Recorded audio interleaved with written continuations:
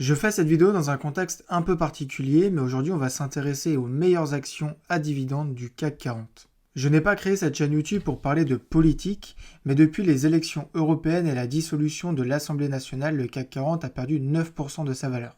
Et je souhaite en profiter pour faire un point sur les actions à dividendes et sur les rendements qu'on peut retrouver au sein du CAC 40.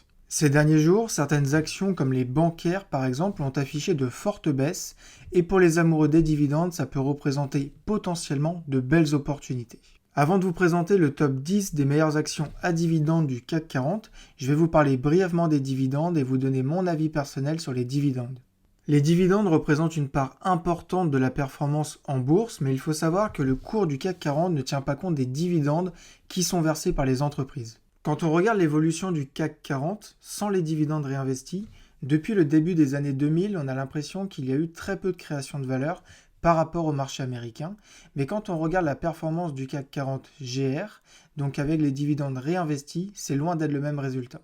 Pour rappel, si vous ne le savez pas, la performance du CAC 40 ne prend pas en compte les dividendes, alors que la performance du CAC 40 GR, qui est représentée par la courbe rouge sur l'image, prend en compte les dividendes réinvestis. Alors en vous montrant cette image, je ne dis pas qu'il faut investir tout son argent sur des actions à dividendes, mais je dis simplement que sur le long terme, les dividendes peuvent faire la différence. Personnellement, ma stratégie d'investissement en bourse, elle consiste à investir sur des ETF et sur des actions de croissance comme Air Liquide. Investir sur des entreprises comme Orange, par exemple, qui versent un dividende avec un rendement de 8% par an, mais qui n'ont créé aucune valeur depuis des années, ça ne m'intéresse pas du tout. Il faut bien comprendre que quand une entreprise verse un dividende avec un rendement élevé, ce n'est pas forcément pour faire plaisir à ses actionnaires, mais parce qu'elle n'a pas forcément mieux à faire avec son argent. Personnellement, je préfère investir sur des actions de croissance qui versent un faible dividende parce qu'elles préfèrent investir dans leur développement. Les dividendes, ça a un côté rassurant pour les investisseurs, mais avant d'investir sur une entreprise pour son dividende, il faut analyser le free cash flow, la stabilité du montant du dividende, l'historique du versement du dividende et s'assurer que la politique de l'entreprise vise à maintenir le dividende sur le long terme. Bon, j'ai assez parlé, maintenant nous passons au classement.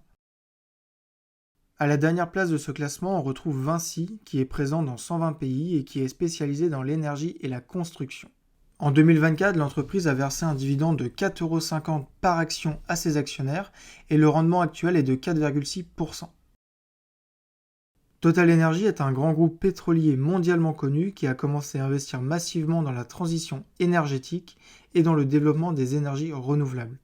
Total Energy a la particularité de verser son dividende en 4 fois et au titre de l'exercice 2023, l'entreprise a versé un dividende de 3,01 € par action, ce qui représente un rendement actuel de 4,9%. À la 7e place de ce classement, on retrouve Carrefour, qui est une enseigne d'hypermarché spécialisée dans la grande distribution. En 2024, l'entreprise a versé un dividende de 87 centimes par action et actuellement le rendement est proche des 6%. Bouygues est une entreprise dont l'activité est diversifiée dans la téléphonie, dans la construction ou encore dans les médias. Pour Bouygues, actuellement on est sur un rendement de 6,2% et un dividende de 1,90 € en 2024. AXA est une entreprise spécialisée dans les assurances ainsi que dans la gestion d'actifs. Beaucoup de personnes ne le savent pas, mais l'activité d'AXA est très diversifiée. En 2024, AXA a versé un dividende de 1,98 € par action à ses actionnaires et aujourd'hui le rendement est de 6,7%. Orange est une entreprise française spécialisée dans la télécommunication et affiche un rendement actuel de 7,7% pour un dividende de 72 centimes en 2024. Orange a la particularité de verser son dividende en 2 fois. On retrouve généralement un acompte qui est versé au mois de décembre et le solde de dividende qui est versé au mois de juin. À la 4e place de ce classement, nous retrouvons la BNP Paribas. Personnellement, le secteur bancaire ne m'intéresse pas du tout, mais pour la BNP Paribas, nous sommes sur un rendement actuel de 7,8% pour un dividende de 4,60 € en 2024.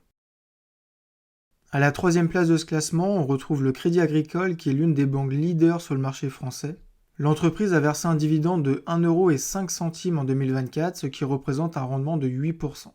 Pour vous donner un ordre d'idée, en investissant 1 000 € sur le Crédit Agricole, avec un rendement de 8%, on obtient 80 €.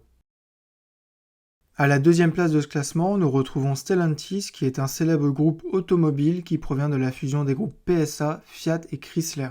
Le rendement actuel est de 8,2% et en 2024, le dividende était de 1,55 €. À la première place de ce classement, nous retrouvons Engie, qui est un grand groupe industriel français spécialisé dans les énergies. En 2024, Engie a versé un dividende de 1,43 € par action à ses actionnaires et actuellement le rendement est de 10,7%, ce qui est très élevé pour une entreprise du CAC 40.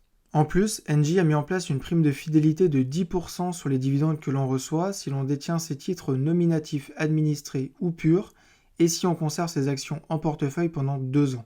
Pour vous donner un ordre d'idée, en investissant 1000 € sur Engie avec un rendement de 10,7%, on obtient 107 € de dividendes et 117,70 € avec la prime de fidélité. Dans ce classement, nous retrouvons des rendements qui sont très élevés, mais il faut bien comprendre que pour la majorité des entreprises que nous retrouvons dans ce classement, le cours de l'action ne croît pas. Il n'y a donc aucune création de valeur, mis à part avec le versement du dividende. Si on investit dans une entreprise pour son dividende et que la croissance du cours de l'action est nulle, le jour où le dividende est interrompu ou que le montant du dividende est divisé par 2 pour n'importe quelle raison, on se retrouve avec un poids mort dans son portefeuille. Merci d'avoir regardé cette vidéo et je vous dis à bientôt.